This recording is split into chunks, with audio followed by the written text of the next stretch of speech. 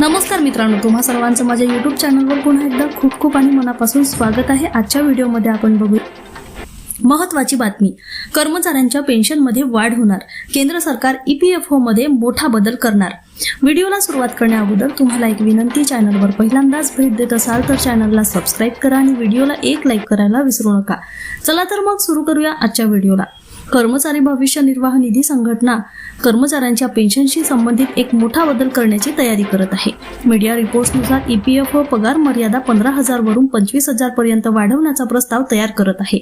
जर हा बदल लागू झाला तर देशभरातील 1 कोटीहून अधिक कर्मचाऱ्यांना EPS पेन्शनचा लाभ मिळेल। 2014 मध्ये 6,500 वरून वाढवण्यापासून रुपये 15,000 प्रति महिना मर्यादा अपरिवर्तित राहिली आहे। तेव्हापासून त्यात सुधारणा झालेली नाही।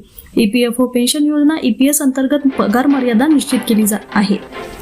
सध्या ही मर्यादा दरमहा 15,000 आहे। याचा अर्थ असा की एखाद्या कर्मचाऱ्याचा पगार 25,000, 40,000 किंवा त्याहून अधिक असला तरीही पेन्शन फक्त 15,000च्या आधारे मोजली जाते।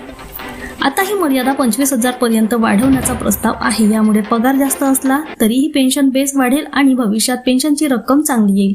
मुंबईतील एका व्यावसायिक कार्यक्रमात वित्तीय सेवा विभागाचे सचिव M नागराजू यांनी तातडीने आढावा घेण्याची गरज व्यक्त केली।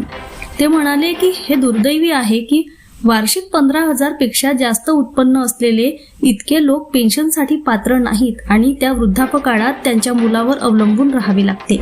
ते म्हणाले की जुने मर्यादा बदलण्याची आवश्यकता आहे, कारण ते आजच्या भारतातील उत्पन्न परिस्थितीचे प्रतिबिंबित करत नाही। सध्याच्या नियमानुसार फक्त 15,000 पर्यंत मूळ वेतन मिळविणारे कर्मचारीच EPF आणि EPS कव्हरसाठी पात्र आहेत। त्याहूनही थोडे जास्त उत्पन्न मिळवणारे कर्मचारी या योजनेतून बाहेर पडू शकतात।